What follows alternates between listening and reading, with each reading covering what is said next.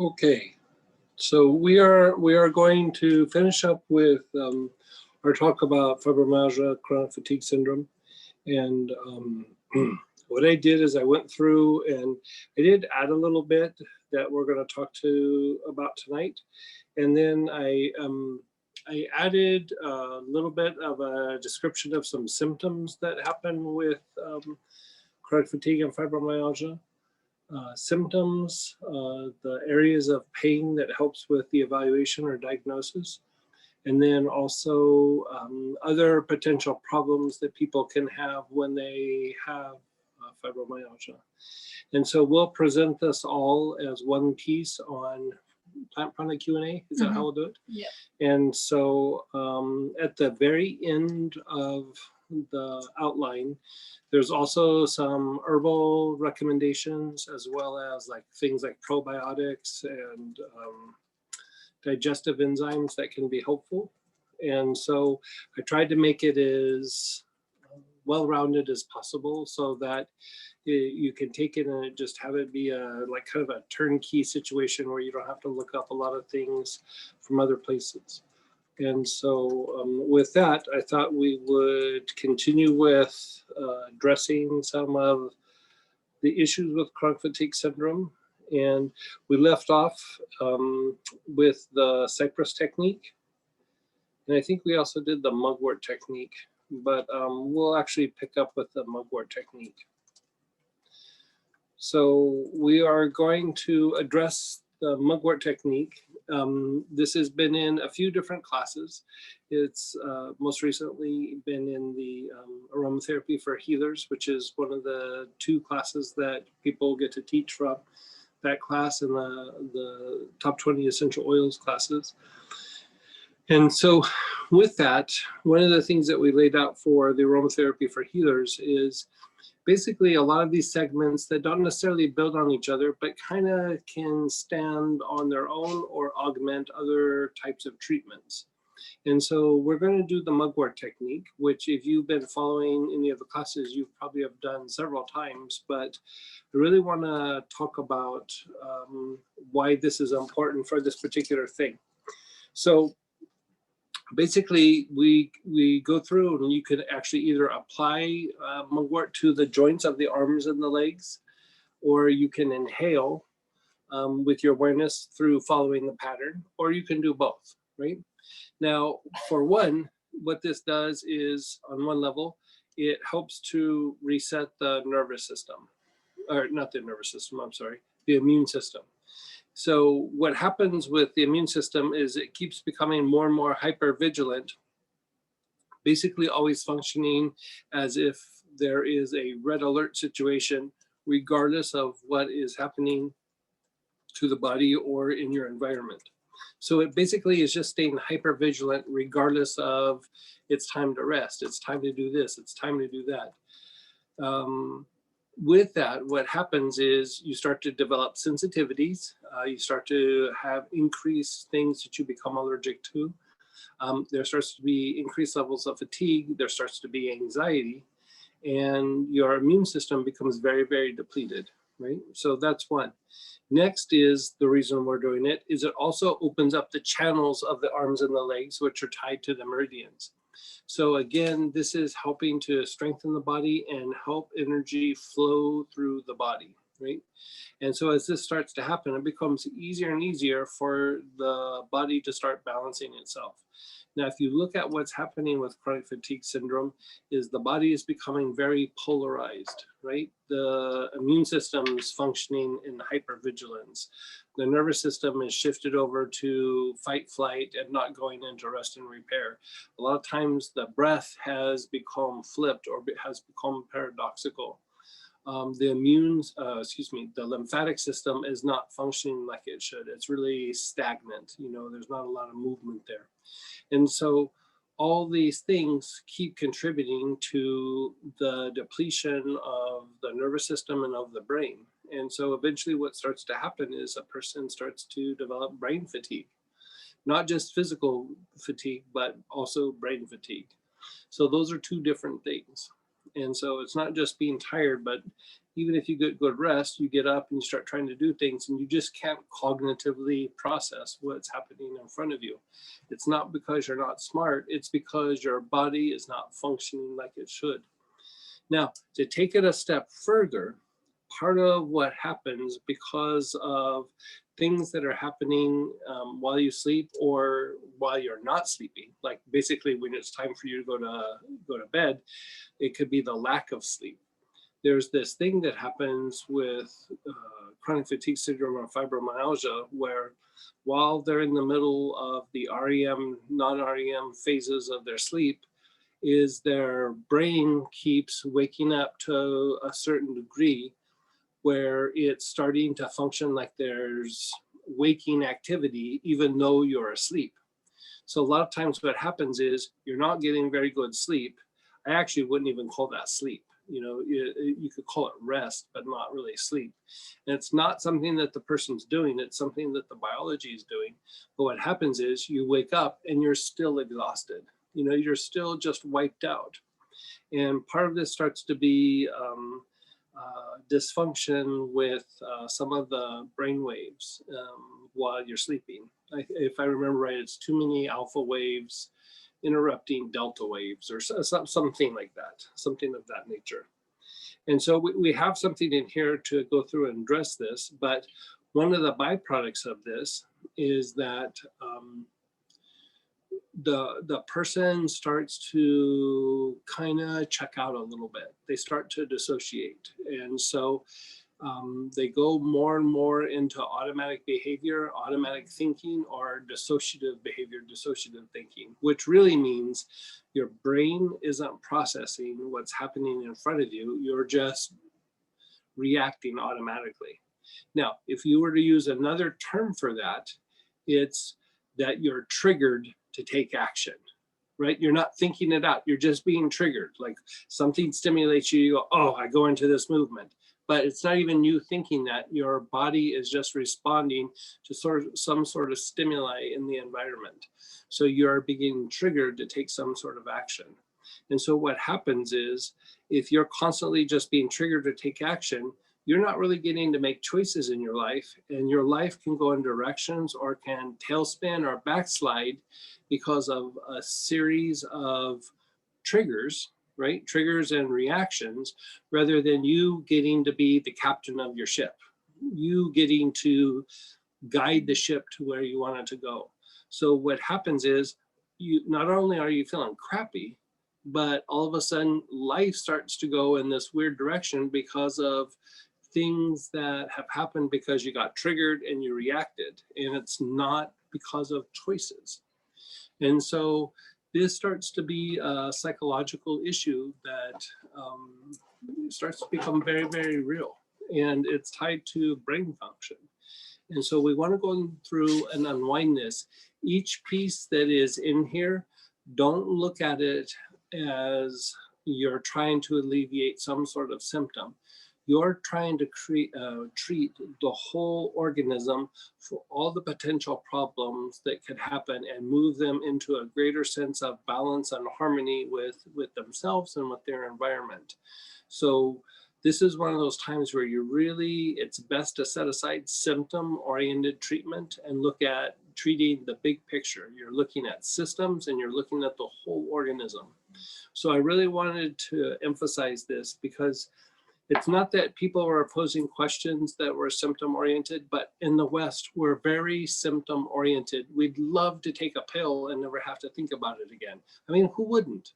If I could become enlightened by just taking a pill once a day for a week or two and could become enlightened, I would love it. The Dalai Lama said I would be for that, but it probably won't happen, or at least not anytime in the near future, right?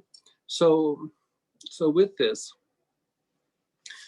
we want to make sure that we don't start chasing individual things and stop observing and taking care of the whole big picture here. It becomes very easy to do, to focus on, well, I have irritable bowel syndrome, I have this, I have that.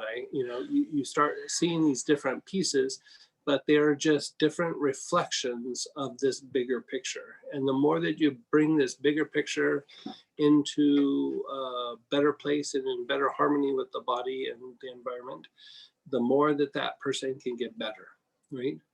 And so try to catch yourself if you start making symptom-oriented treatments or evaluations when it comes to chronic fatigue and fibromyalgia. It's such a complicated, complex condition. There's a reason why I was kind of holding off talking about it, just because the complex conditions are a bit harder to treat because you don't get the immediate gratification of like, I'm doing this and all of a sudden in a week I feel better. Like this is one of those things where it's big picture, it's a long play. You know, one of the things that me and a couple of therapists used to say to each other, I still say it from time to time, you know, there's certain conditions where you go through and you treat and they just, boom, they get them immediately better. And we used to call that playing checkers. You know, you could play checkers, but most of these complicated conditions is like playing chess. You really have to think it out. You have to think the pieces out. You have to think of the movements. You know, you have to take in all this kind of strategy, and you don't just get to have that instant gratification that you do like when you're playing checkers. And so whenever we would be frustrated with a research project, like not going the way that we thought it should be going, we'd always remind each other, hey, it's chess, not checkers. You know, it's always a big picture approach. You know, you're dealing with a cut or something like that. That is checkers. Like, you know, you're playing something where you can get to it very, very quickly. But some of these conditions, they're very profound in the way that they're affecting the person. And you really have to take in a lot of different pieces of information to go through and treat the individual. So with this, right off the bat, I know we did it, I believe, the last time we were together 2 weeks ago, but let's still go ahead and do it because we're going to go into pain as well. So let's pull out mugwort or artemisia. Either one, mugwort or artemisia.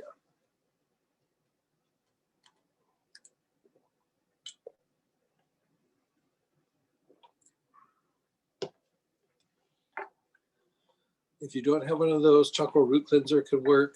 Artemisia complex works really well. Mugwort supreme as well. But try to have one of those, and if you don't, we'll try to find you a substitute. Poplar balsam actually would also work for this, for the ones that have poplar balsam.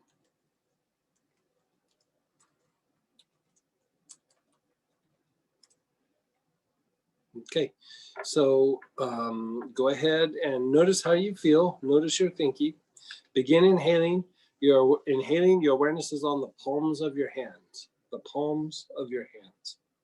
So begin inhaling. You're taking long, slow, deep breaths with your awareness on the palms of your hands.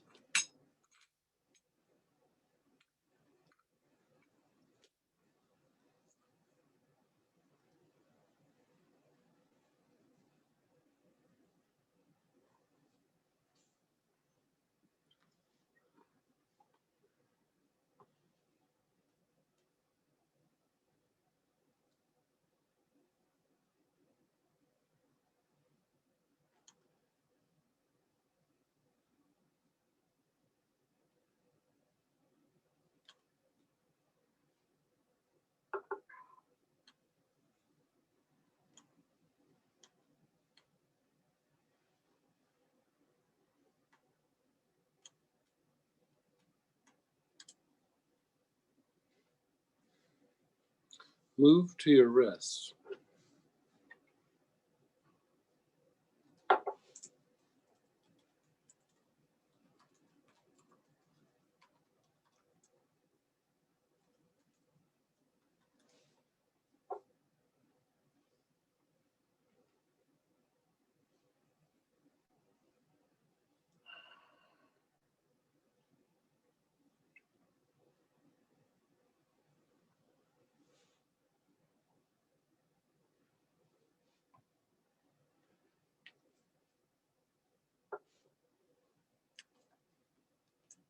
Move to your elbow.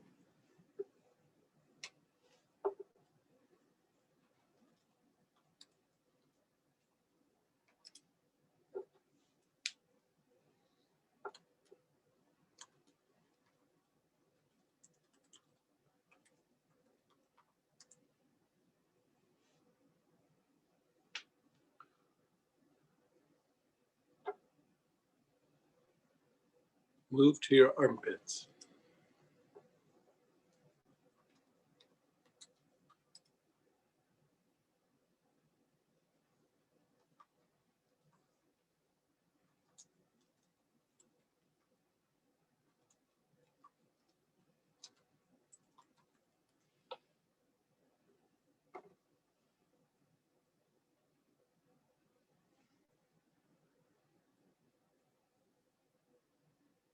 The soles of your feet.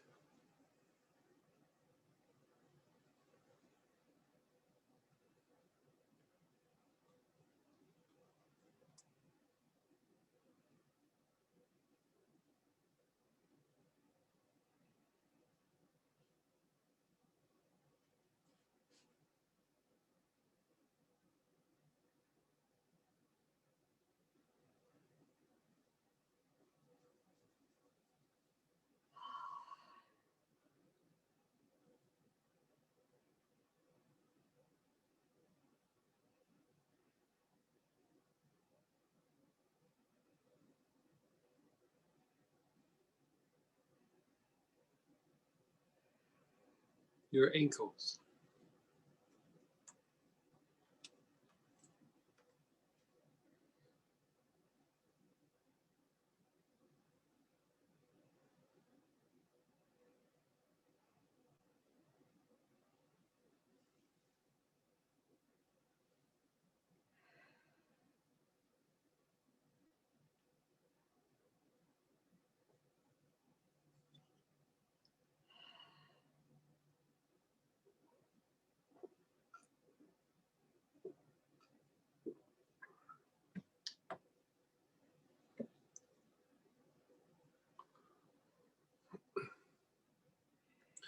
Your knees.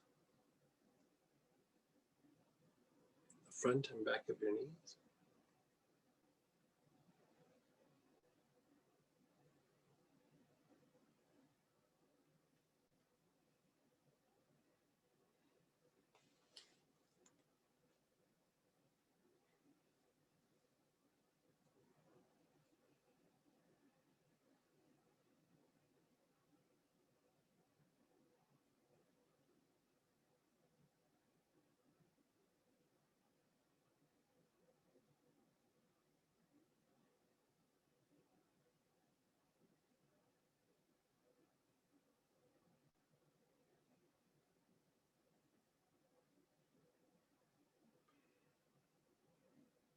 Your hips. The dimples in the butt cheek on the side of your hips, that area.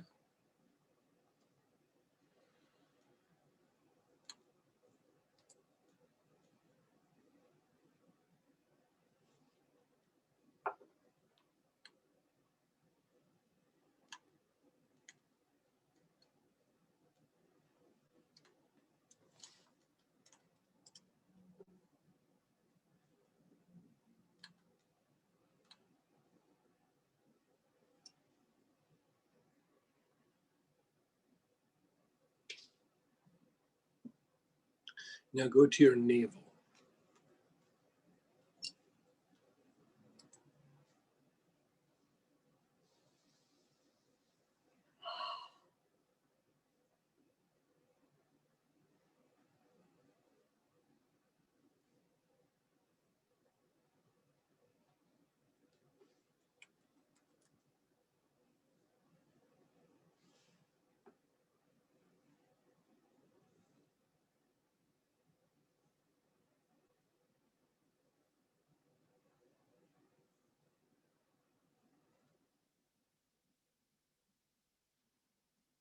An inch and a half below the navel.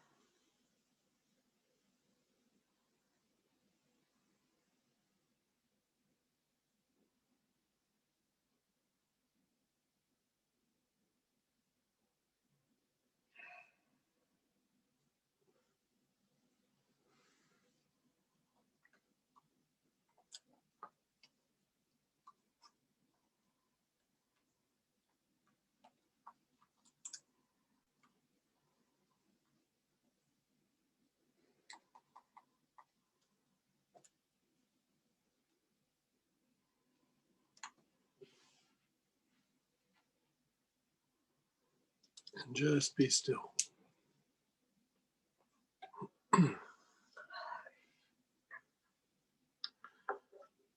Notice how you feel. A lot of times with this, there's also a little bit of a shift in the mood, in your mood. Okay, so now we're going to go and tackle the pain threshold. And I think this is overlapping with what we did the last time we met, but it's still a very important piece. So here, there's four different applications. We're not really following a pattern. We're just simply going to be inhaling these oils. First is galbanum. There's really not a lot of choices to substitute. The choices start to be kind of expensive. Rose is a good substitute, but not super practical.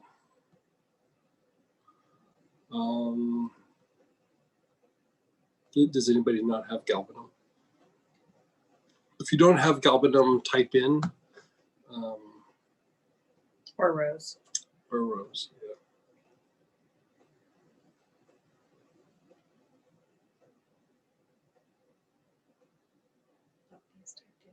Okay, good. It looks like we're all good.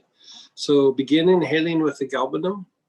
Just long, slow, deep breaths. Your attention doesn't have to be anywhere. You're just taking long, slow, deep breaths.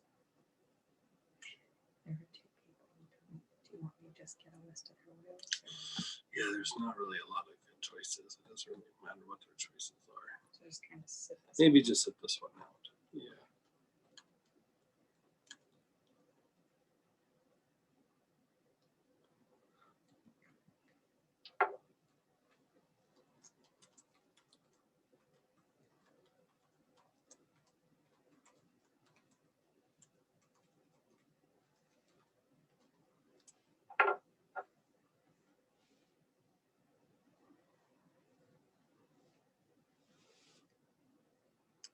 Keep inhaling with the galbanum.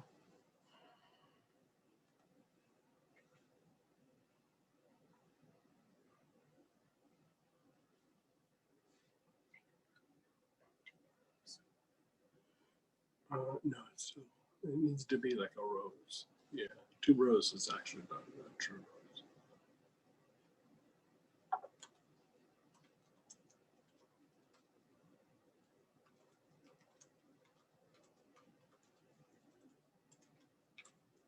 Okay, just be still. Keep your eyes closed. Be still.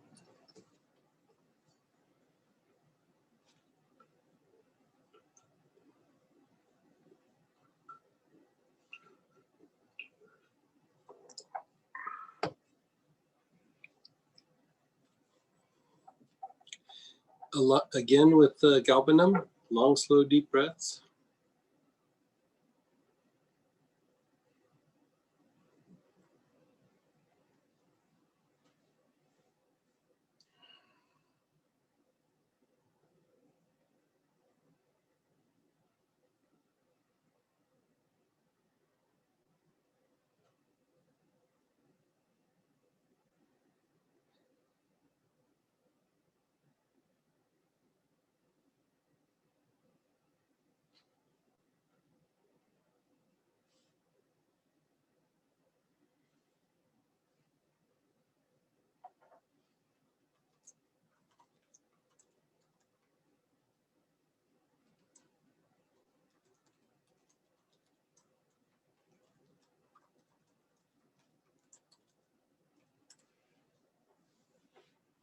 Okay, just be still. You can let that go for a moment.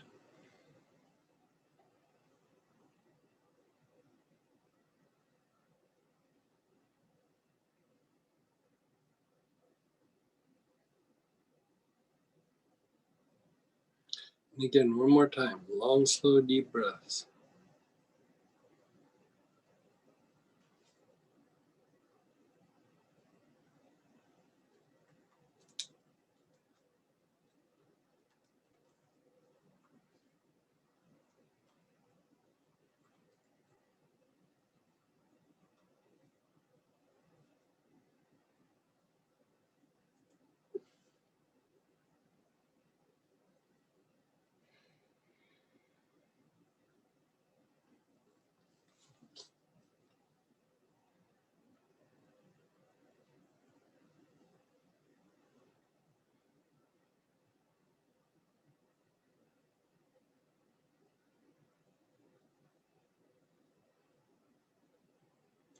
And just be still.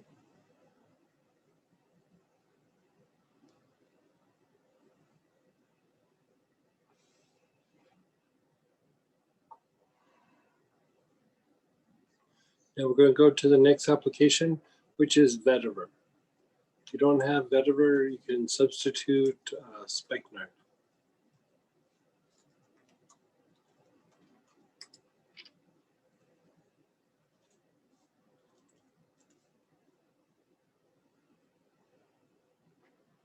Valerian would also work.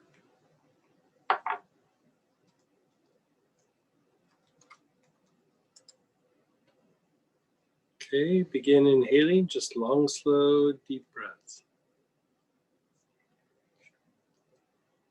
No, it needs to be just plain spikenard.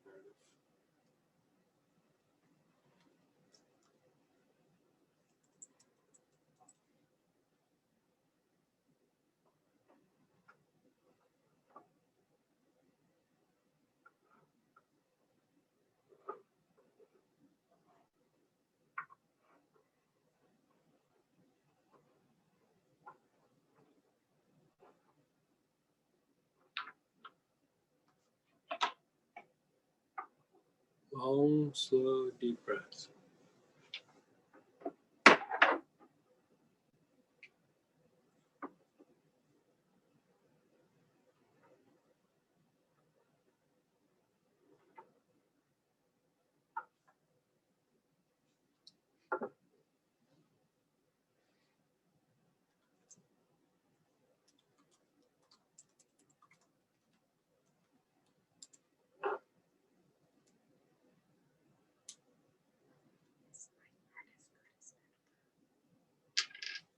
Oh, vetiver's a little better.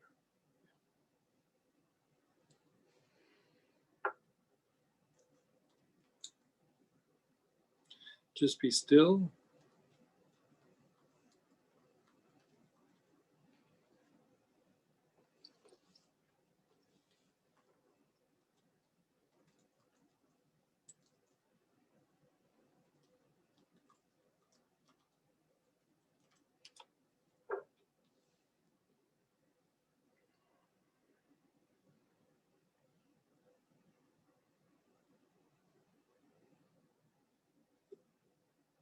Again, long, slow, deep breaths.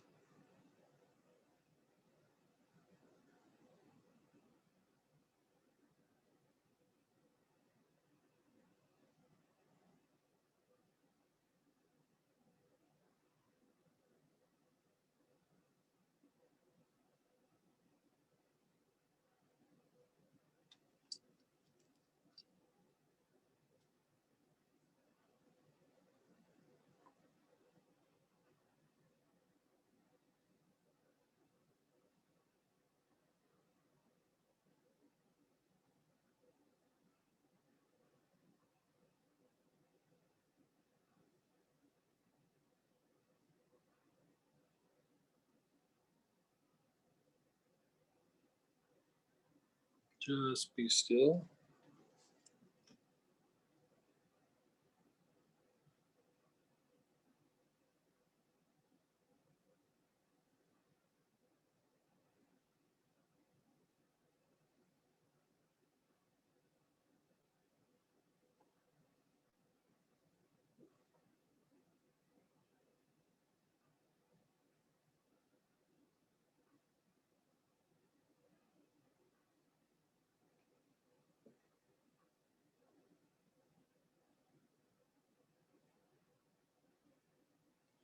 Again, long, slow, deep breaths.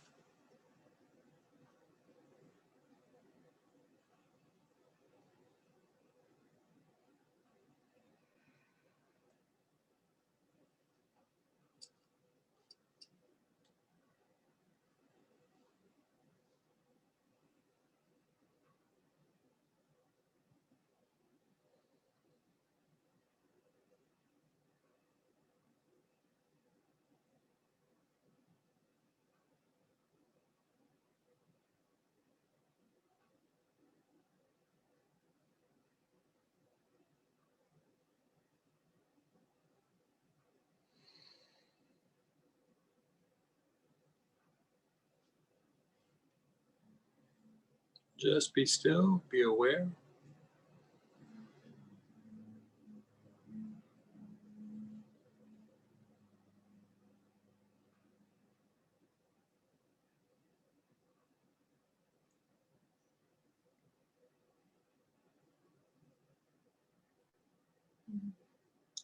We're going to move to the next application. Frankincense Vital is actually the top choice. Another frankincense will work, but the Vital actually works substantially better. But if you don't have that, a B choice is the other frankincenses.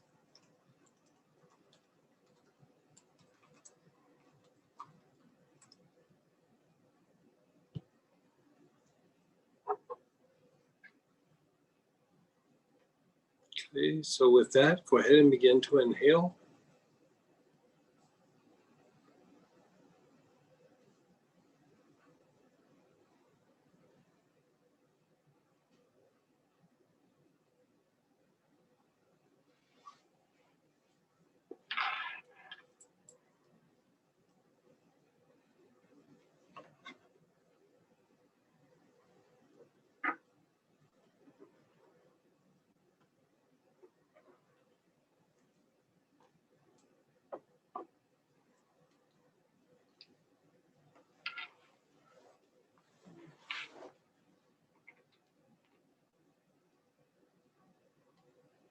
Long, slow, deep breath.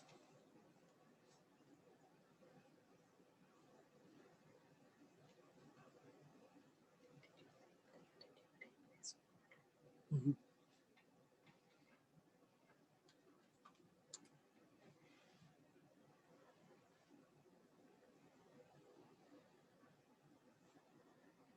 And then just be still.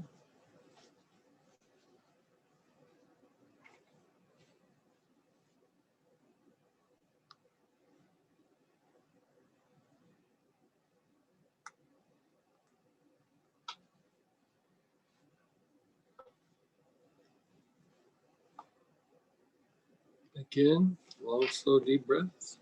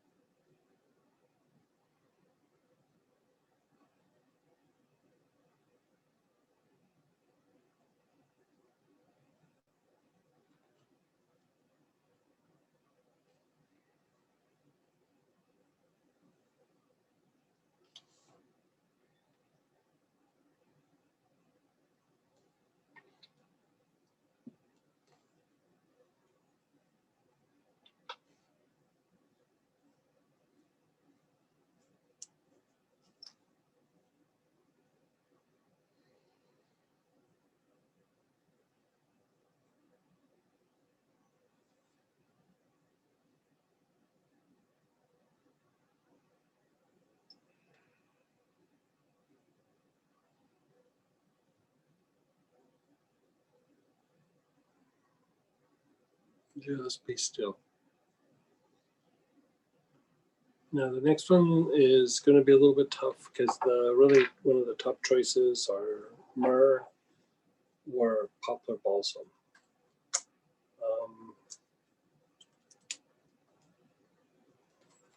Catnip could work, cistus could work. If you don't have those,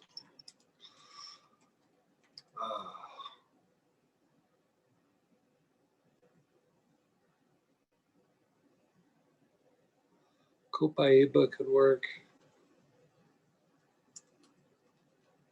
Opopanax could work.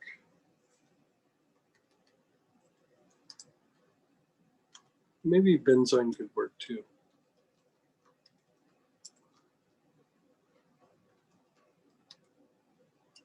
Okay, if they don't have one of those, let's see how that rolls.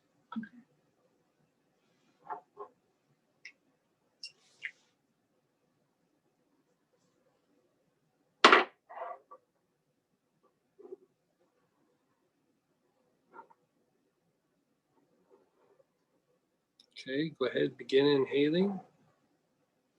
You're not directing it anywhere, you're just inhaling. My poplar or Murphy better? Poplar would be your first choice.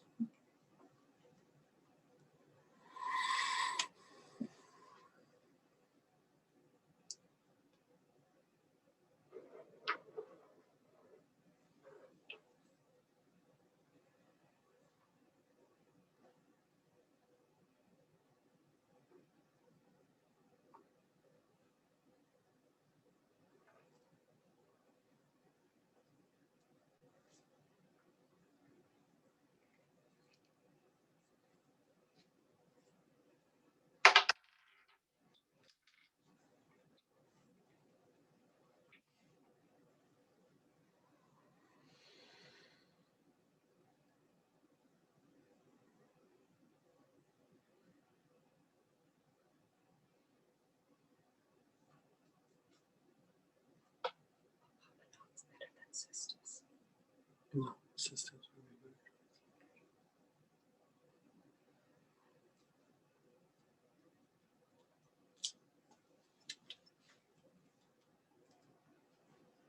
Keep taking long, slow, deep breaths.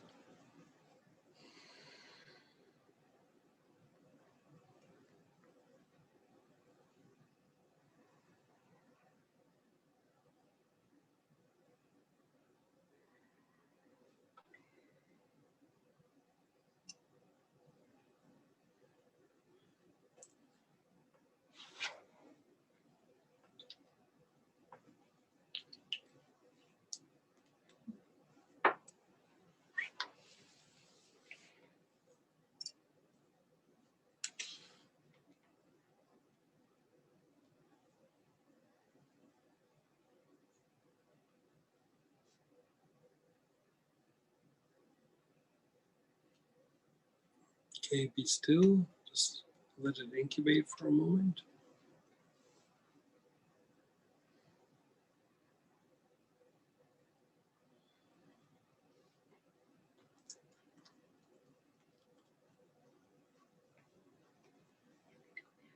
Just Yeah, just hang out.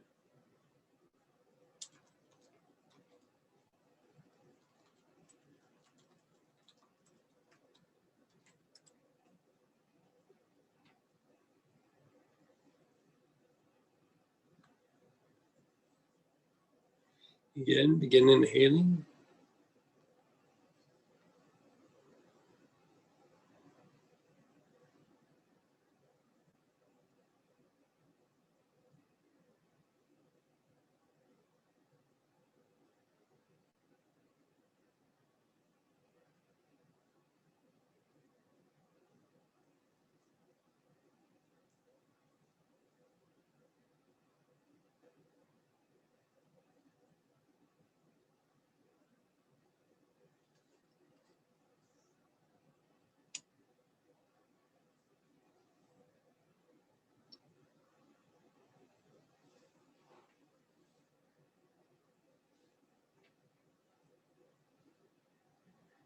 And just be still. Just keep your eyes closed. Let your body shift. Let your body relax.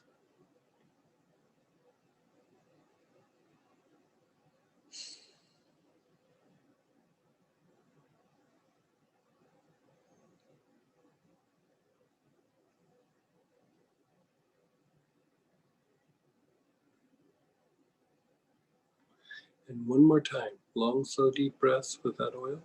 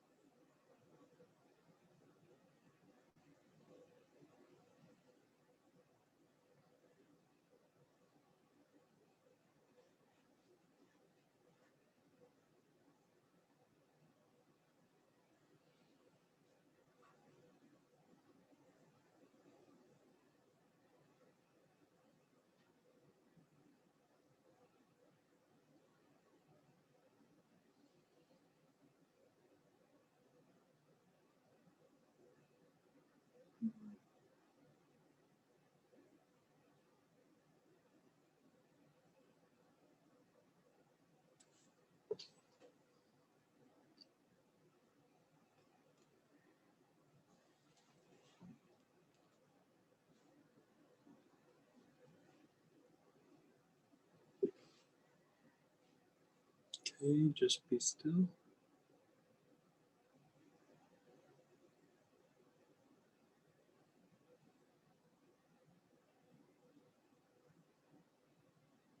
Okay, notice how you feel. So that was to impact your body's ability to process pain, like to basically calm that aspect down so that it doesn't basically become hypervigilant or agitated or exaggerate the pain. So now we're going to move into the sensory and the enteric nerves. So this is going to calm down the nerves in the gut and just your sensory nerves in the body, which can be, again, overstimulated with chronic fatigue and fibromyalgia.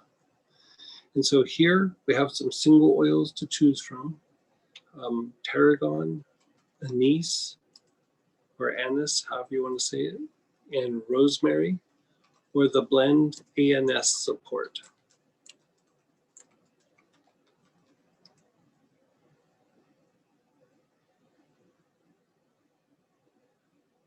Okay. If you don't have one of those, tarragon, anise, or anise, rosemary, or ANS support, let us know so we can help you find maybe a potential different choice. But fennel,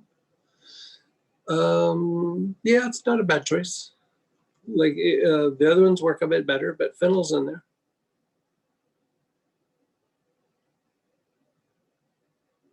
best to not guess. Yeah, but best not to guess. It's like better to lay out some oils that you have so we can choose from them. I mean, it's not a. It's like kind of a C plus choice would be basil.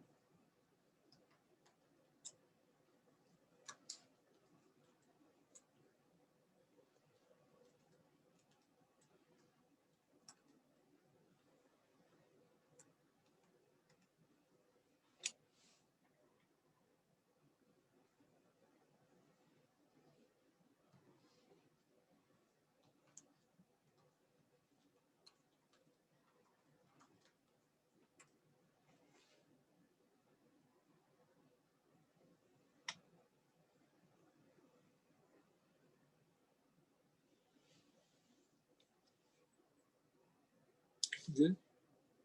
Okay. Good. All right. So begin inhaling. Your awareness is on your front solar plexus, which is just below your ribs.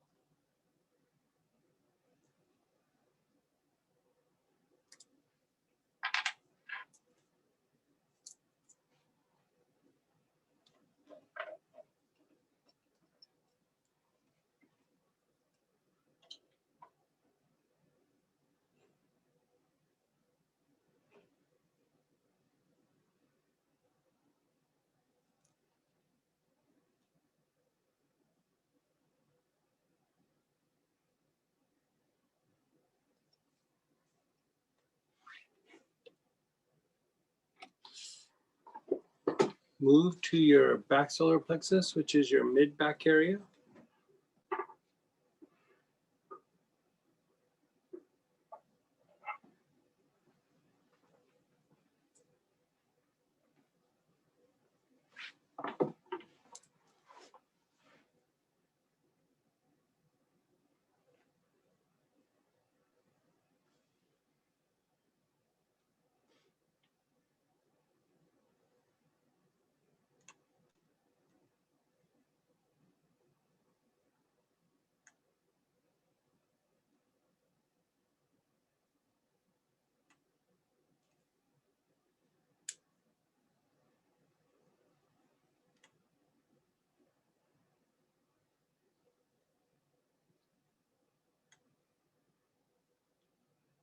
Go down to your navel.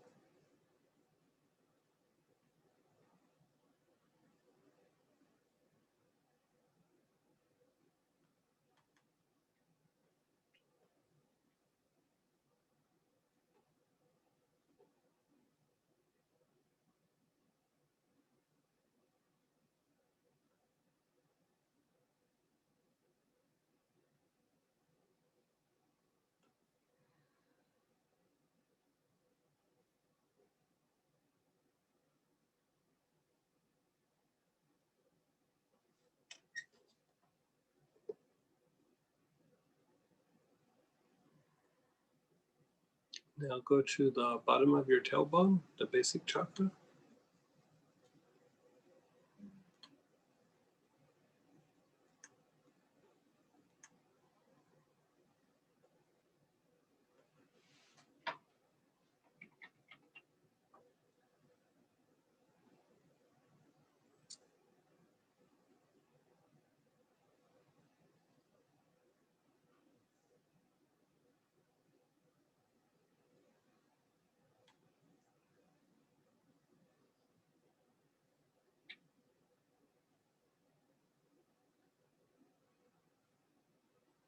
Just be still.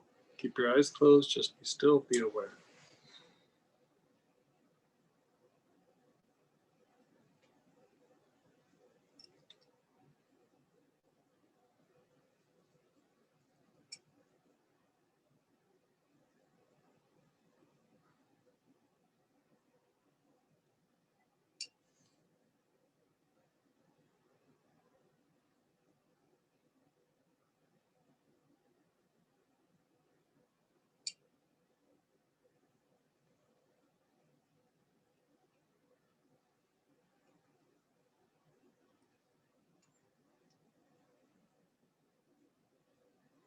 Okay, again, let's do another cycle. You're inhaling. Your awareness is on your front solar plexus.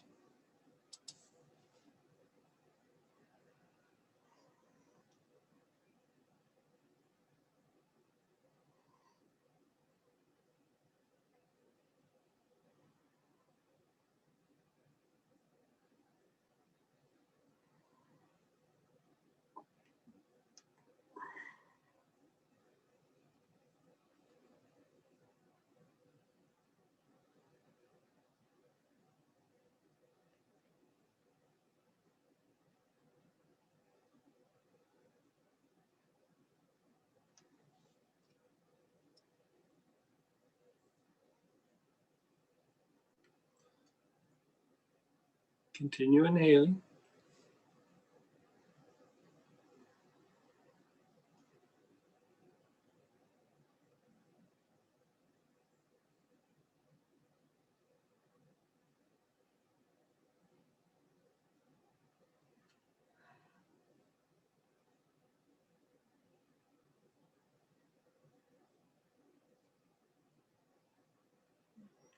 Move your awareness to the back solar plexus.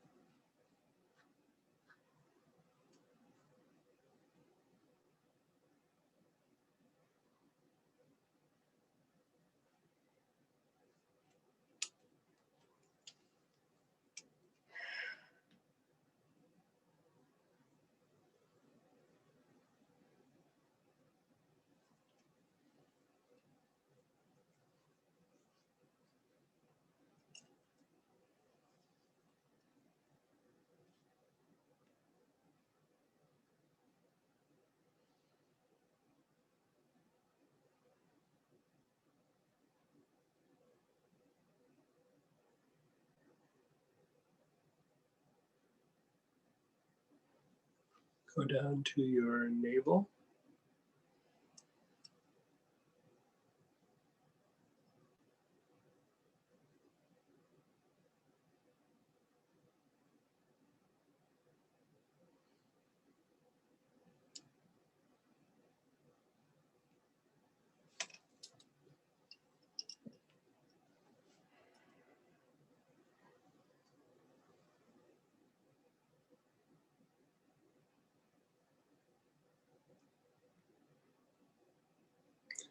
And the bottom of your tailbone, the basic chakra.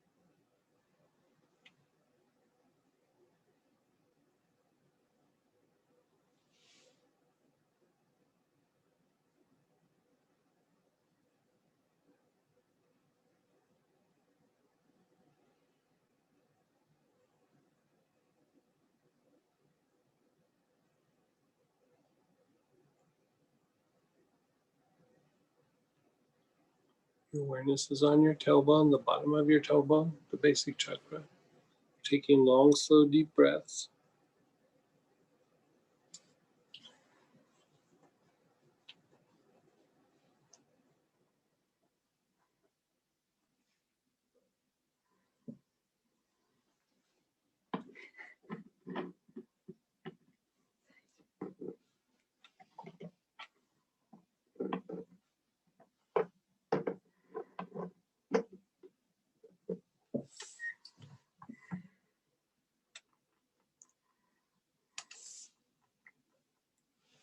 Just be still.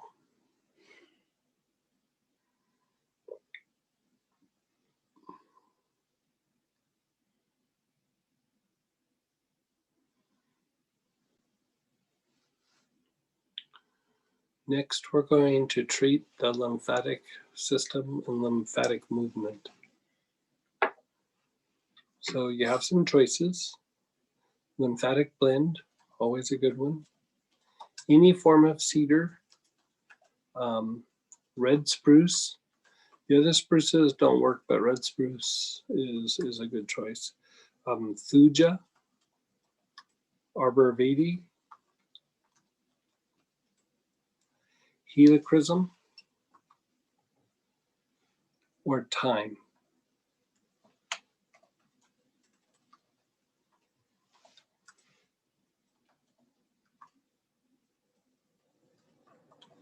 If you don't have one of those, let us know. So helichrysum, thyme, arbor vitae, thuja, cedar, or red spruce. Not the other spruces, just red spruce. And then lymphatic blend.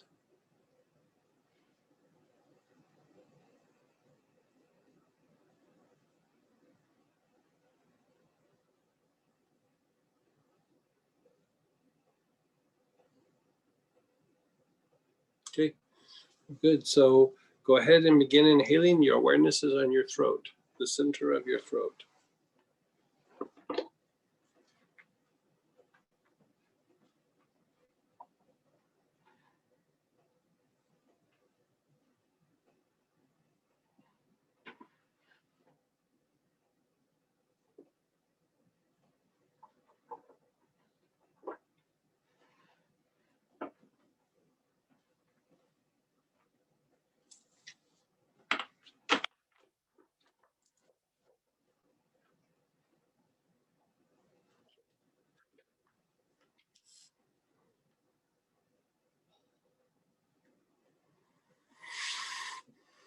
Go to your throat minor, which is the little notch between the two collarbones.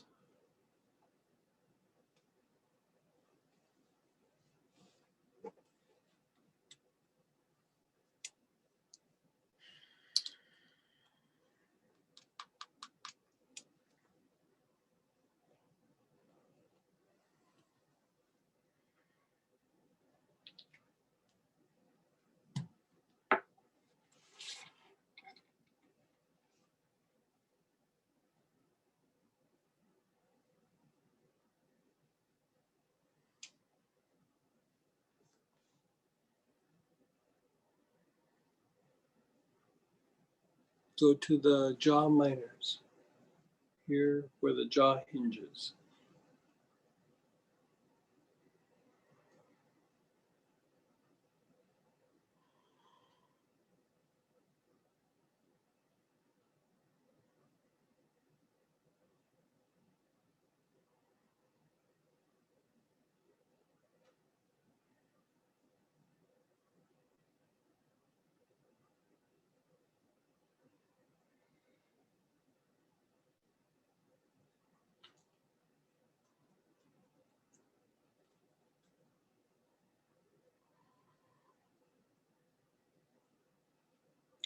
Go to the front and back heart.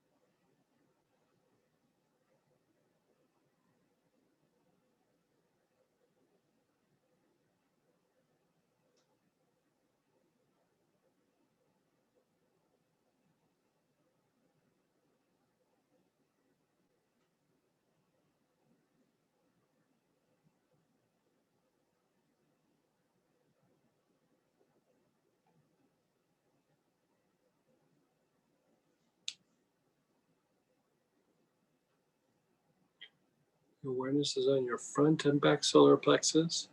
You're taking long, slow, deep breaths.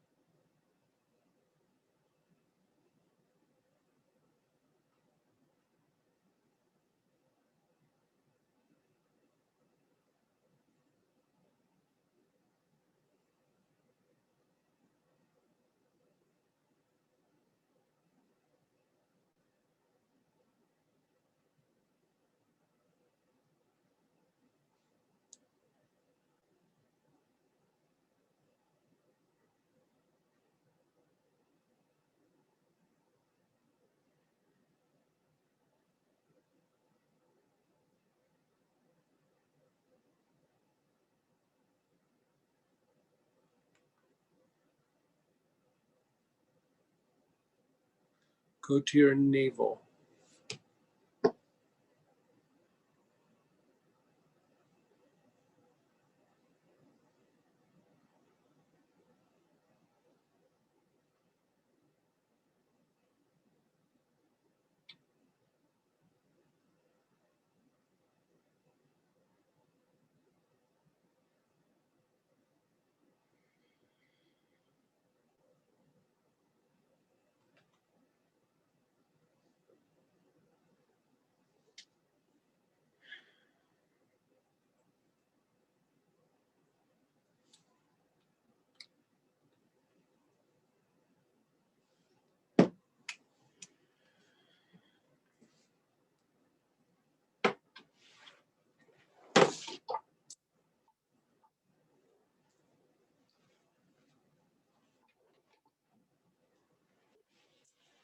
Move your awareness to the bottom of the tailbone, the basic chakra.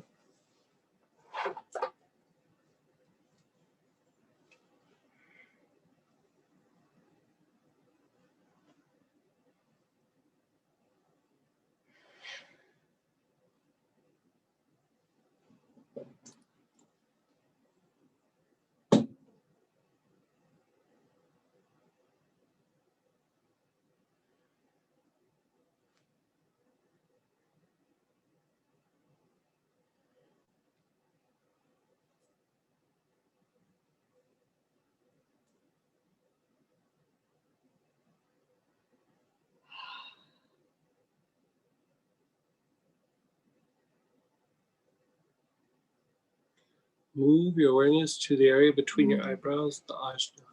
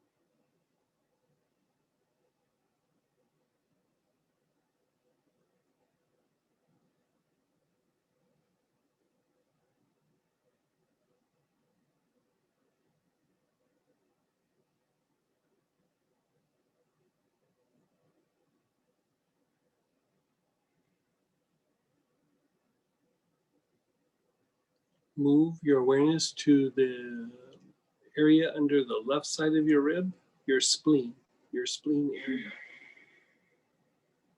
directly under the ribs, left side.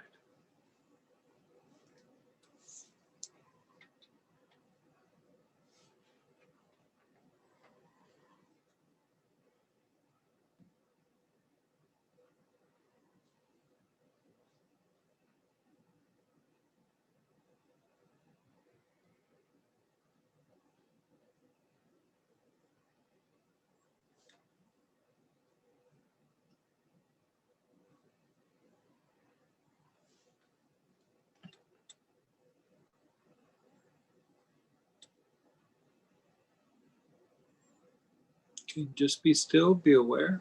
Keep your eyes closed, just be still. Let everything go.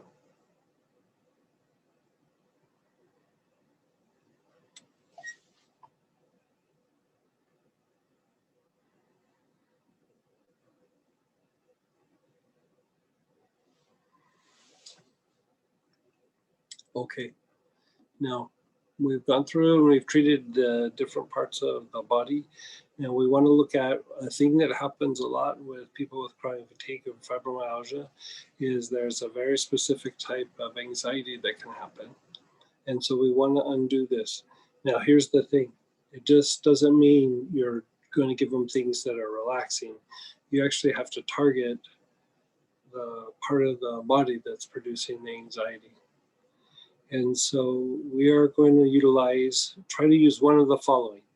The one that most of you are going to have probably is going to be Splendor. Splendor. Right, so Splendor, Helichrysum, Melissa, Monarda, Myrtle. Now these two type of rosemaries you're probably not going to have, but these are the only two type of rosemaries that work. The other ones actually don't work. Rosemary camphor or rosemary Provence. So either rosemary camphor or rosemary Provence. The thing that you're most likely going to have is probably Splendor or Helichrysum. And my apologies on all those. Really quick, I want to make sure I got Splendor, Helichrysum, Melissa, Monarda, Rosemary, Camphor, and Provence. I feel like I missed one. Myrtle. Myrtle.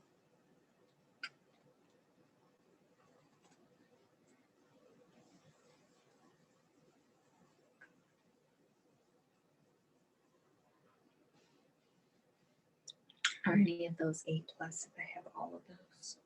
The E plus is probably Melissa, Monarda, and Helichrysum. I mean, A is still a Splendor, but A plus is the first three.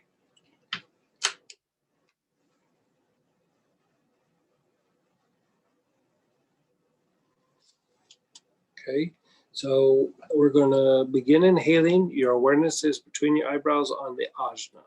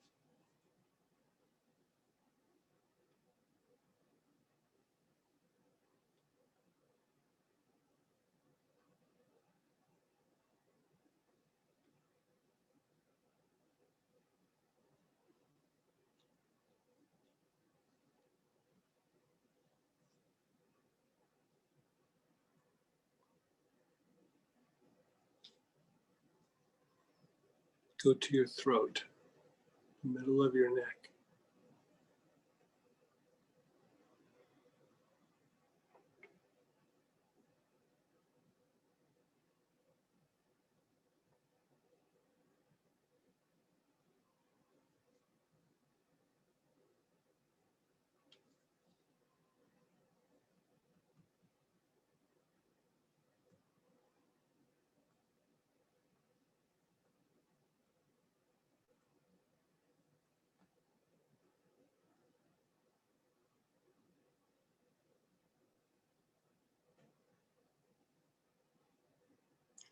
Drop down to the throat minor, that little spot between your two collarbones there.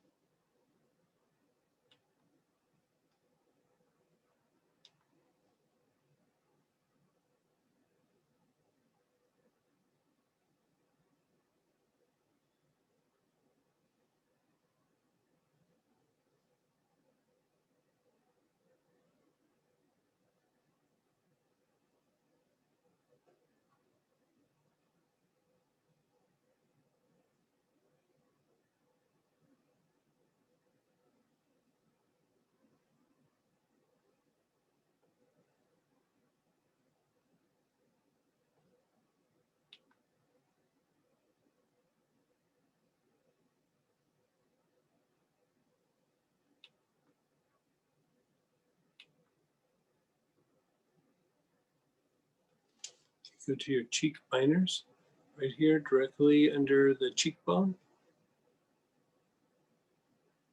Go center from your eyes all the way down below your cheekbone and boom, right under the cheekbone.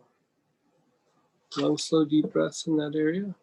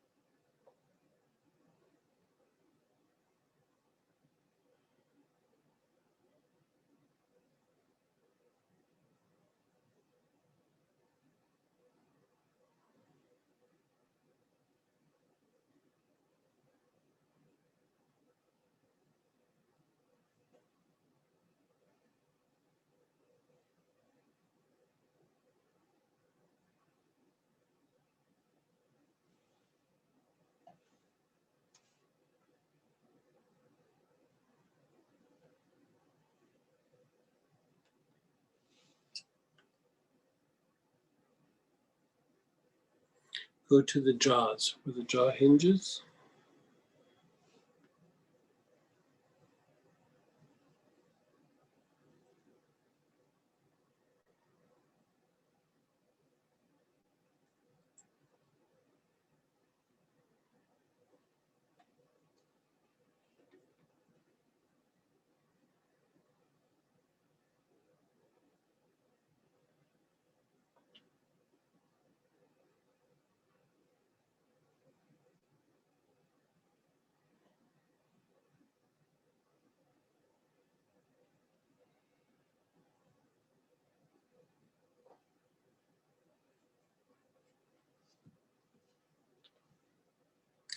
Keep inhaling on the jaws.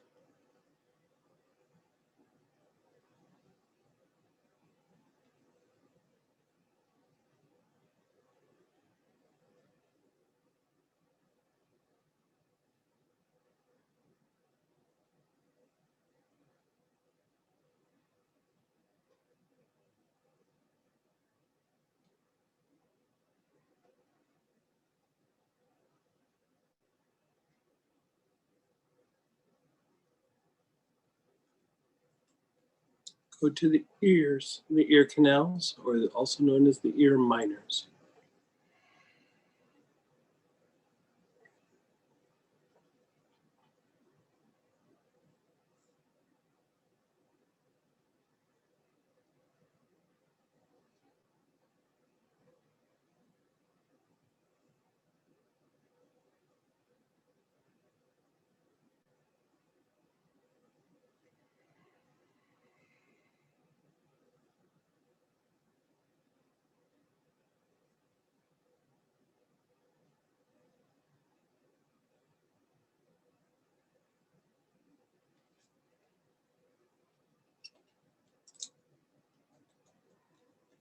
Go to the back heart, the area between the shoulder blades.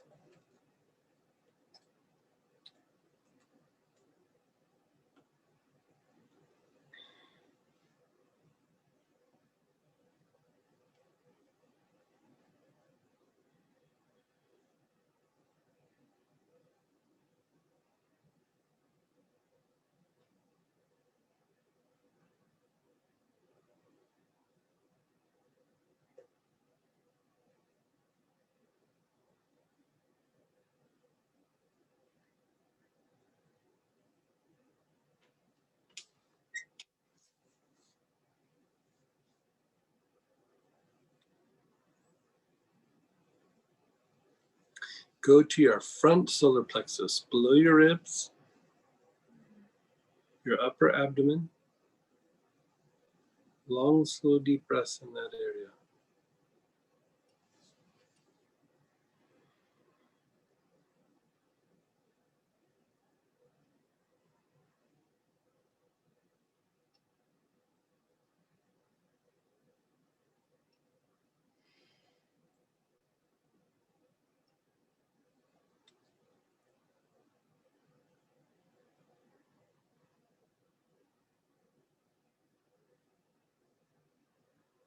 Continue on the front solar plexus.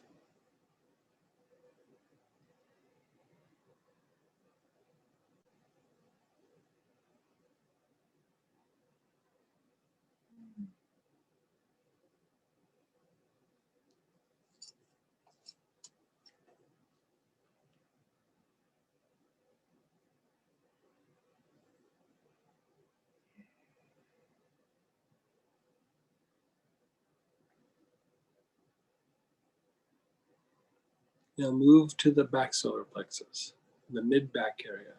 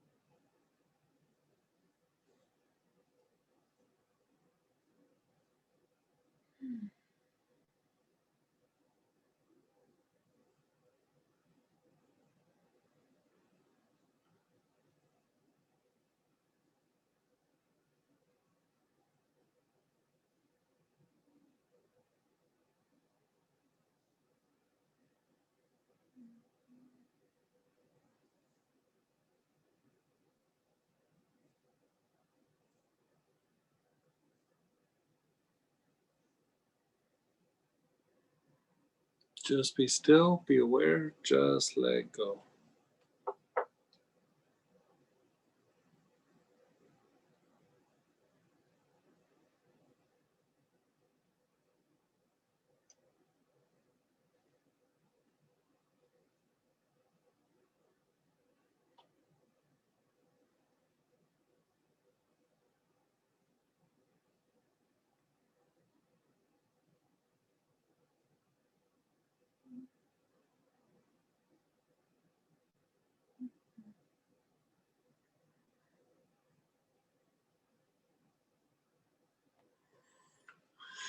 Now, we're going to address a sleep issue that happens with chronic fatigue and fibromyalgia, and it's very specific to this condition. Um, Basically, it's while you're sleeping, you start to have bouts of waking brain activity, even though your eyes are closed. And so some of the brain waves are thrown out of whack. And so this causes this particular issue. You could also have, in conjunction, teeth grinding, severe cramping in the legs at night, or groups of muscles that go into spasm or cramp, either right upon falling asleep or during the night.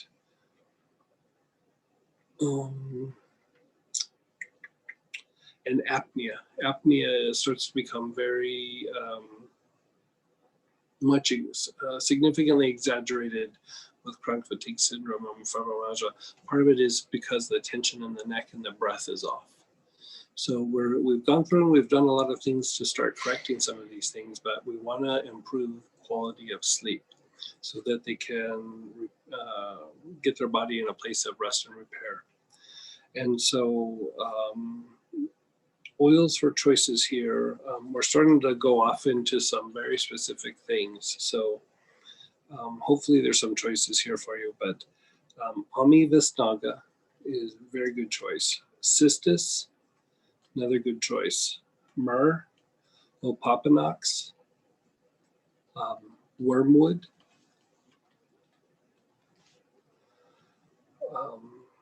catnip,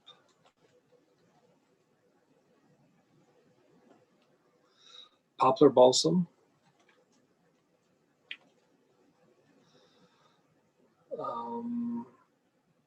and oils that you would have that were blends would be R&R would be probably the biggest one. There's a couple that we only started recently releasing to the students, but there's one called Alpha, there's one called Gamma. These are to target specific brain waves. There's a blend called Gratitude, or the R&R blend. Is R&R better than Cistus? About the same. Yeah, Cistus is really good for this particular thing. One that I left out, Nutmeg.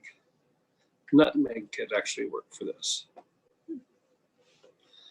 Okay, so if you don't have one of those, let us know. But if you do, we'll be good to go.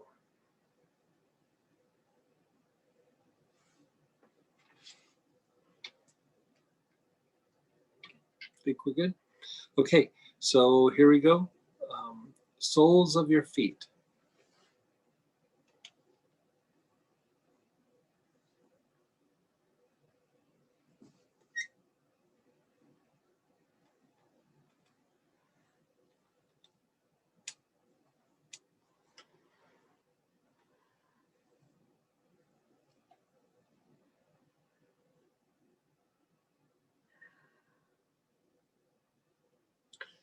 Your ankles.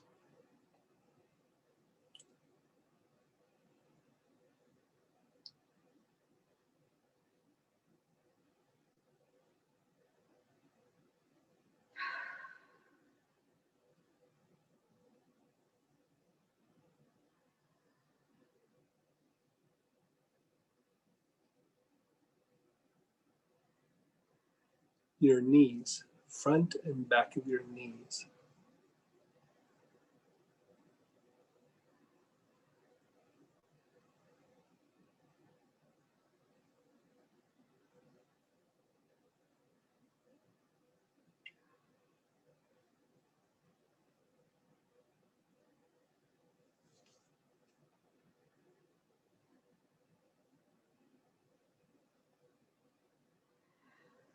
Your hips, the sides of your hips, like where the dimple in the butt cheek would be.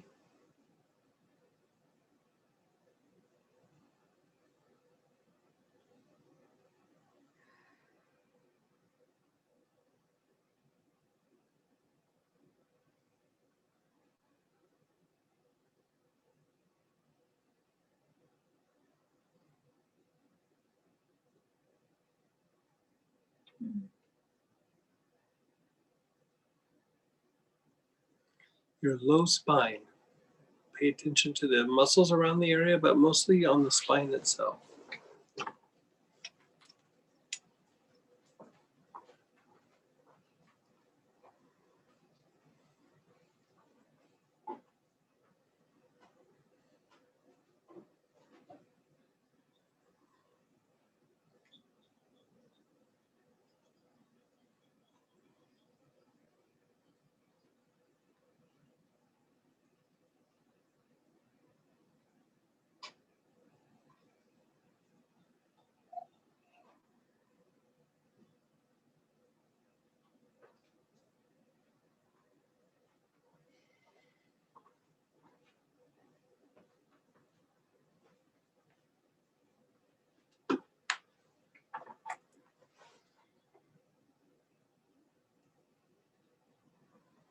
Your mid spine, your mid back area, focusing on the spine itself.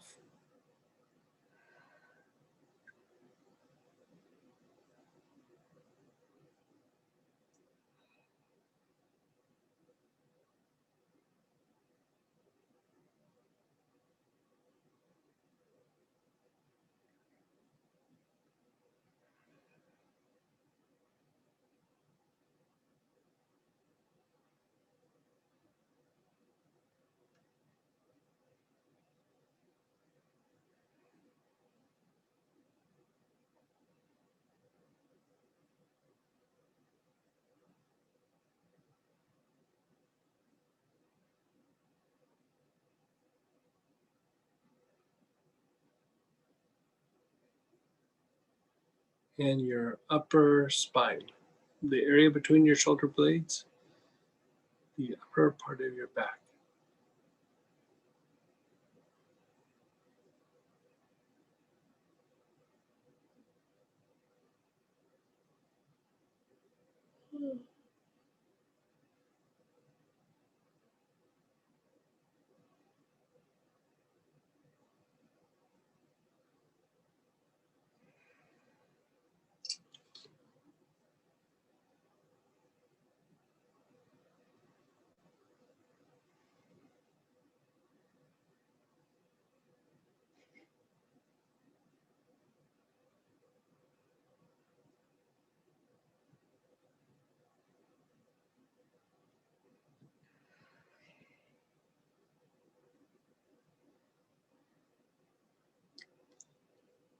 The cervical spine, the bones in your neck, pay attention to that part of your spine.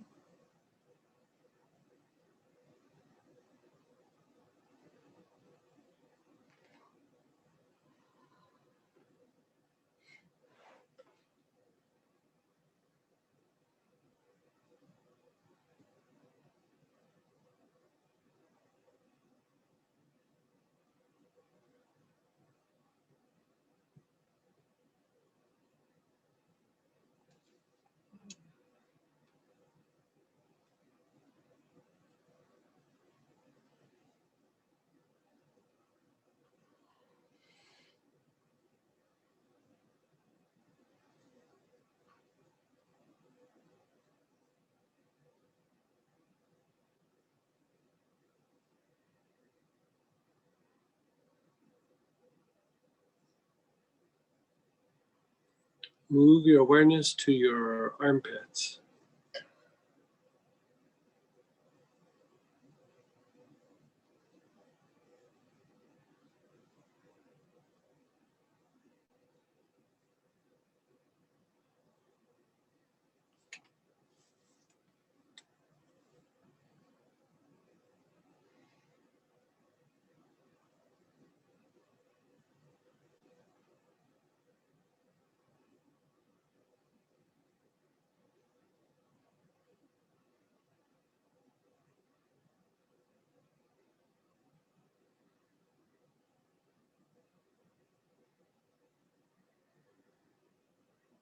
Move your awareness to your elbows.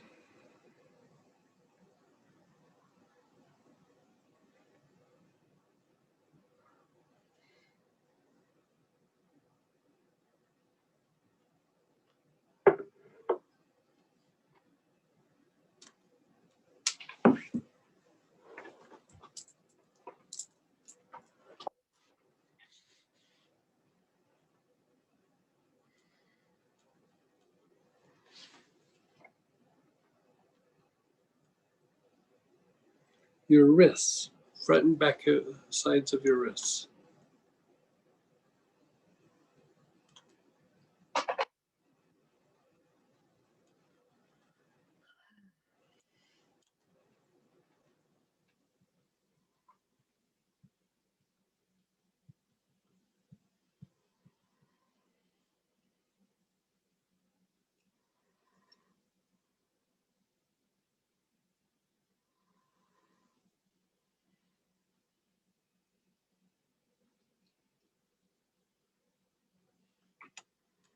The palms of your hands.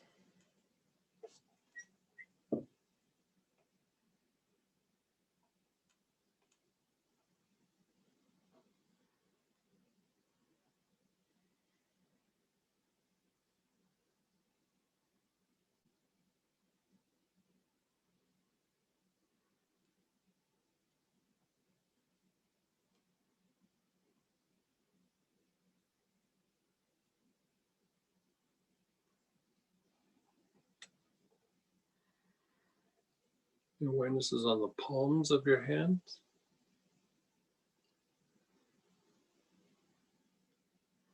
Move your awareness to your ear canals.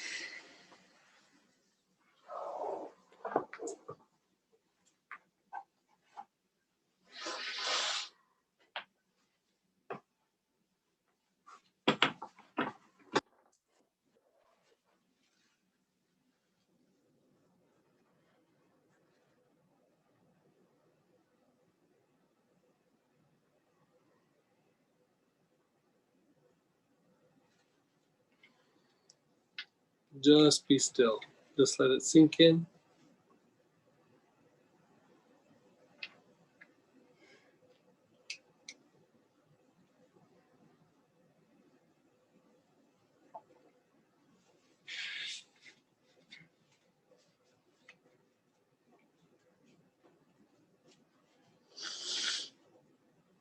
Okay, so one last application. And this is, it sounds kind of weird, but when you don't feel good for long periods of time, and when your sleep is not restful, and sometimes it becomes very hard to fall asleep when you don't feel good, when the body's in pain, what can start to happen is you start to develop a phobia about going to sleep. You would think of phobias of being something that happens during your waking hours, but laying down and going to sleep knowing it's not going to be restful, or you're not going to fall asleep, become hyper aware of the aches and pains in your body, actually starts to produce a phobia. So we want to put something in place that actually goes through and treats this, so that a person is more able to lay down and relax and to fall asleep, even though falling asleep has been difficult for a while. And so a lot of the different grasses work here.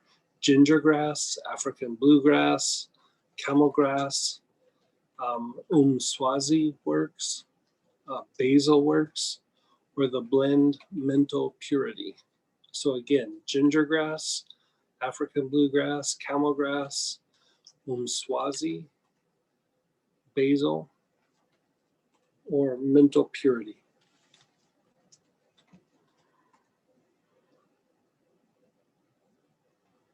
Okay, I think most of you probably have one of those. If not, let us know, but we're going to get started. Your awareness is on your throat.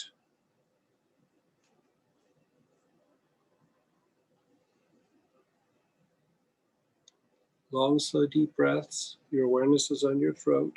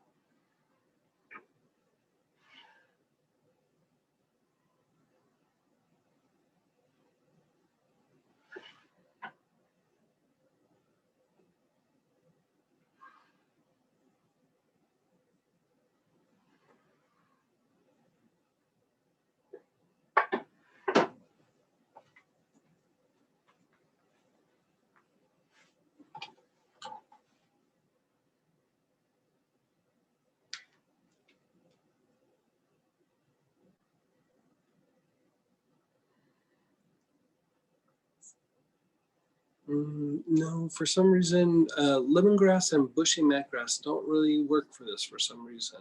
I tried them, they just didn't quite, I wasn't satisfied with what they did. So,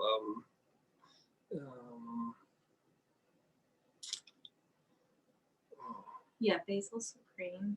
yeah, Basil Supreme would work. Yeah, sure.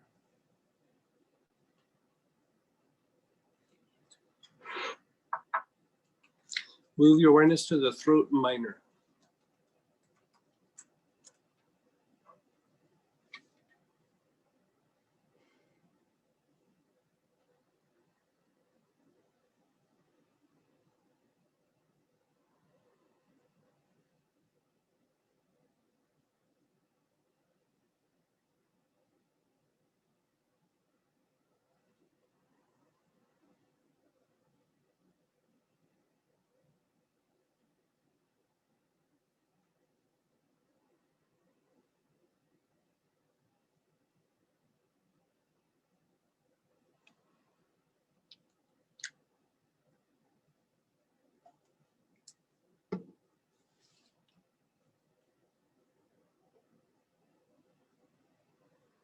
So your awareness is on your throat minor. Now you're going to move to your back throat, the middle of the back of your neck.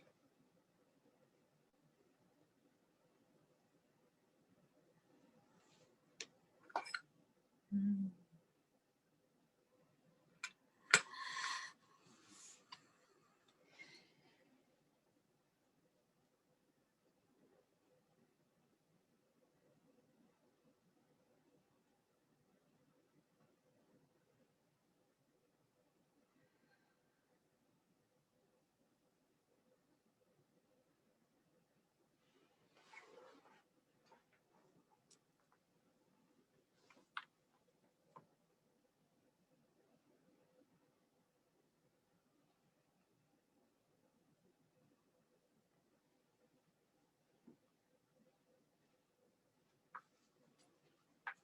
The jaw minors, right in front of the ear canal, the jaw where it hinges, both sides.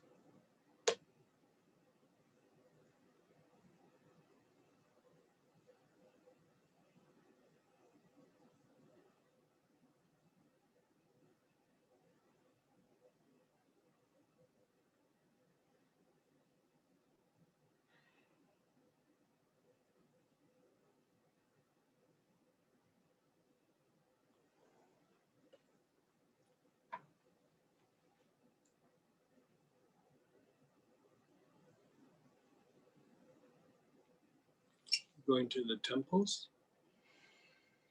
Awareness is on the temple.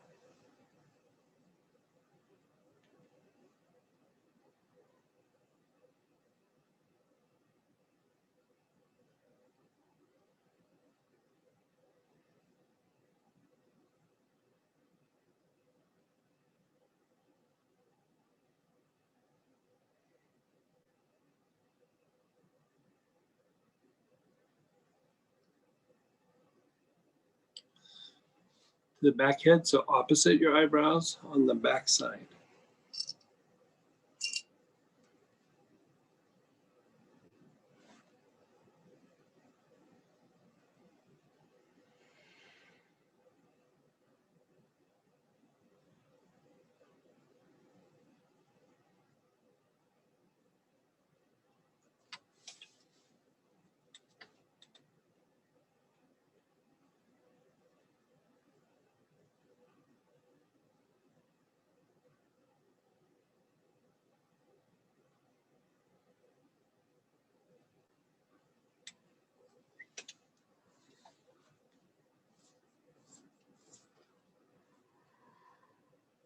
And last, your forehead.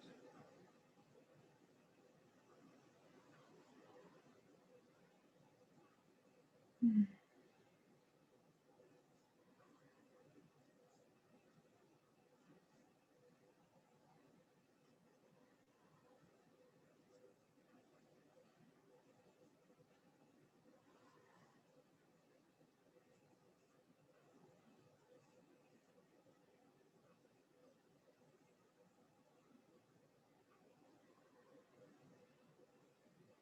Okay, be still. Now, if there was a phobia, you would want to do this several cycles, several cycles. But for right now, you got a taste of what it felt like. So there is one more application, but it's basically just other things that you can do to augment the treatment, like the use of digestive enzymes in between meals, for example. When you do that, it acts as an anti-inflammatory. It helps you process foods, but it reduces the inflammation in your body. And so very good for soft tissue issues. We used to use it a lot for treatment of whiplash. So, things like magnesium, probiotics, things like that. So it's listed out for you. We will be posting the entire protocol on Plant Prana Q&A. So I've already turned it over to Samantha, and she'll be posting on Plant Prana like tonight or in the morning. So you'll have the whole thing written out. Now, please keep in mind it hasn't been approved by Letty, and so Letty's my go-to rock star when it comes to these things. And so we'll present it to her, and she'll kind of do her magic on it and put it out in a little while, but for right now, at least you have some working notes to work from until we do that. So with that, let's have a little bit of feedback and some questions. I have about 15 minutes before my next Zoom call, so I can take questions for a little bit. Can I take digestive aid and digestive lymph internally? Digestive lymph actually is better used topically. It's okay to take internally, but it won't work as well. So it's better to actually use that in some lotion, massage oil, or that Tamano blend. The Tamano blend is really good for topical applications for lymphatic movement. We have another one now, Kalahari melon, and it's meadow foam, it's black currant oil, it's tamanu and moringa, and it's super anti-inflammatory. So, I mean, just by itself, it reduces inflammation on the body. Then when you add other things to it, it makes it even more potent.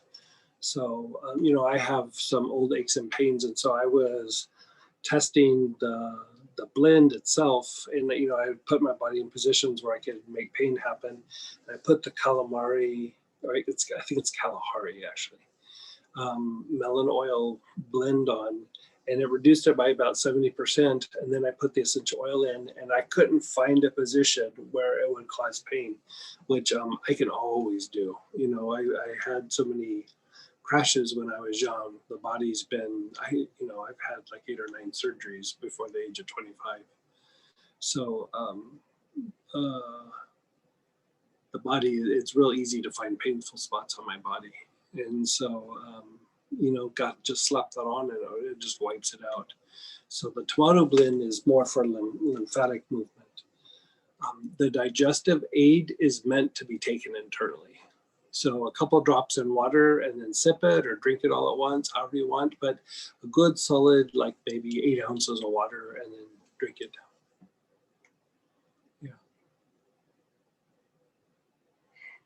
Yeah, so the Kalahari will be on the website, right? Yeah, we have it made. We just, our website was down today because of Cyber Monday and all the shopping. Our server, the people who host our web page, our site's been down for a while, so we haven't been able to update things for a little while, about a day and a half. And so as soon as we can, we'll have it on the site, but we couldn't access it today. Yeah, so apologies. Yeah. We'll get actually a few of these ones up. They promised us tomorrow morning, but you never know. So. You can unmute yourselves too, guys. Yeah. Feel free to talk. I don't have a question. I am just so grateful to hear Samantha's beautiful voice and you being here and all the sharing that you guys are doing. And thank you. I probably do have questions, but I can't think of them at the moment. The whole time it was like I was smiling from ear to ear. There you guys are. So we were talking over the weekend. We missed seeing you guys and doing these things. And we all missed you too. Yeah, so it's nice doing. For being back. It's even though we're all on Zoom, it's such a nice sense of community. It is. It's as close as a lot of people get. Yeah. We're doing good. Thank you. I mean, you guys are my family. So yeah, you're ours. Thank you guys, both of you. We love you. Love you too, Peggy. So one of the other things that I want to just squeeze in is people with chronic fatigue and fibromyalgia. It's really helpful to take coenzyme Q10. Really super helpful. Like you could take, they're usually kind of bigger gel caps kind of. You could take 3 of those. You could take 3 a couple times a day even, but at least like maybe 3 a day. It will increase energy levels, make the heart function better. It makes you feel better. I even have cancer patients actually take coenzyme Q10 sometimes. And it's just, it helps the processes of the body and helps your body have energy and helps fight off the fatigue, but also it really vastly improves heart function. So. Yeah. Helps with the uptake of oxygen. And if you have gum disease, dentists too will tell you, do they really? Oh, that's interesting. It is, because not a whole, I mean, a lot of things with the gums are you know, but coenzyme Q10 is good for gum issues as well. Oh, I didn't know that. Thanks for telling me that. Well, Oh, I what had a a great lady thing. who had diabetes, and she said, "Oh, I can't take anything without my doctor's order." And I said, "Well, ask your dentist." And sure enough, he researched it and said that would be good for you. So thanks for listening. Wow. Okay, that's good to know. Yeah. From the boogie down. Greg, Yeah, yes. hi, this is Malkia, not Zakia. Well, you Hey, have to wait. Makia. How are you? They're both on, by Yeah, the I way. can hear you. Back I it can hear you up, too, back it Zakia. up. Oh, Go ahead. that is Because I funny. know she's on, so she likes to start trouble. But, hi, Ed, I'll be right there. Oh, okay, thanks. Okay, thank you. I'm sorry, that was my intercom. Everything happens. I just had, okay, I have to get a delivery. I will call you back. I will Bye. come Okay. back. Bye. Bye. Okay, hi, what's your name again, Greg? Hey, Zakia. Not only do we miss you, but my body misses you, because when I don't do the sessions, my body is like, well, how come you don't feel like you feel last week? So I miss Right. Yeah, Yeah. it's, you know, a lot of the classes, we're doing therapy sessions at the same time. I It's like know. part therapy and part class. So yeah, I agree. Absolutely. My Yeah. question tonight is, for people who have the chronic fatigue and the fibromyalgia, how frequently do they do these patterns? Daily or what? You can. You'll probably won't be able to sit down and fire through all of it, but you can start just working your way through it.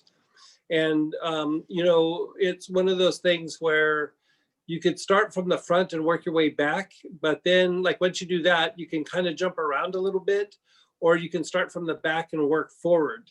You know, one of the things is like when it starts to be really bad, they really have really bad sleep.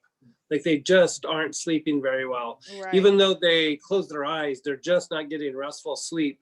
And it's different than just being a light sleeper. They actually, they have so much brain fatigue that their brain waves start to be greatly impacted. And it's the alpha waves are interrupting, I want to say it's the delta waves. And Right. so it really, it increases the potential for the dissociation and the tendency to get like triggered, you know, so things that don't necessarily stress that person out because of the brainwave activity being so off, they'll start getting triggered easily, like easier and easier. But it's not an emotional trigger. It's not a mental trigger. It's actually a biological trigger that happens. Their body just becomes like super reactive. And so there's been times where, you know, there's all these different things that are happening, but sometimes if they're just having a hard time getting back on their feet, or it's hard to do all the different protocols, I really dive into the sleep part. You know, I try to regulate the sleep part as best I can. Right. But it's like you almost want to kind of cover a little bit of everything and just see Yeah. which one really, because usually one or two of them really impacts that person intensely, and it can be different from person to person. Right. And so having them go from the beginning to the end also is a little bit of a diagnostic tool, because Right. you can you know, document like this one seemed to make a big difference, this one seemed to make a big difference, Right. this one not so much, this one they had a weird reaction to. Right. You can kind of start telling where their weak spots are, and then you can just kind of focus in on treating them a little bit more. Right, because I And was so- thinking of suggesting that the person do the complete mugwort technique and the Yeah, praying. you Praying could to actually Yahweh even Vetiver, start with that. Yeah, And you then can I totally would start ask with them that. if they have gut issues, or if they have lymphatic issues, or sleep Yeah. issues, or anxiety. Well, and then, if they have chronic fatigue or fibromyalgia, they have lymphatic issues. There's no Oh. doubt that it is like why they have chronic fatigue and fibromyalgia is they have some sort of lymphatic dysfunction. oh, Yeah, it is a lymphatic issue. Yeah. okay. And what was the lymphatic blend you just mentioned? Was it the normal lymphatic blend or some other? Yeah, new just a blend? normal lymphatic blend. Okay. Yeah, yeah. Okay. Thank you. You're so welcome. And you know, you guys, like when you go through and you treat people and you have questions, keep writing them down. Or if you have comments or you found something that worked a little better, you know, have it. And then, you know, at some point we'll go back through and we'll revisit this again. But we're going to have Letty kind of put her magic on this at some point and give it to you guys so that you have like even a little booklet that you can hand your patients. Right, right. Thank You you, know, thank you. you know, it will be everything that you have, you know, eventually I'll try to go through and put some more writing in all of it, but at least the template is there for you to treat. At the very end is also some other things suggested to augment treatment, you know, Okay. like usually they're magnesium deficient. So you could use magnesium or you could use wood betony. That's a lot of times the cramping in the legs. Right, And a lot of times it can be that. And so, you know, we just tried to hit everything. And, you know, I used my notes and I looked at several sources of people who have written things. You know, there's people who've written whole books. And so at some point, we're going to go through and try to do a little bit more research that's outside of my direct experience and clinical experience and see if we can't draw upon some other practitioners. But, you know, we also have a group of practitioners here that if we just start targeting and treating people, right. we can all kind of learn from each other when Right. we're, you know, interacting with the public like this. And so we can refine our ability to treat this. I mean, this particular condition is, it's really become a thing where, you know, 20 years ago, 25 years ago, you know, people had it, but it wasn't always being called what it was. And a lot of times people would just get labeled as being depressed. Right. We used to call this, like 25 years ago, we called it neurasthenia. And so it really didn't get diagnosed that much. People had it, but they just weren't getting diagnosed. Uh-huh. And so now that the diagnosis comes through so much, you can really see there's a lot of people that have different levels of grades of this. And Right. so there's a substantial part of the population that has this, you know, some Wow. form of this.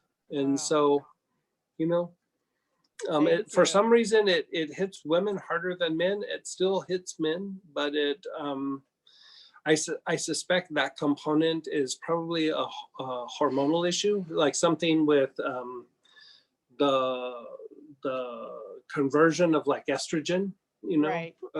I think it probably has something to do with estrogen, but you know, I've never seen any documentation on that. And Right. so hard to say why.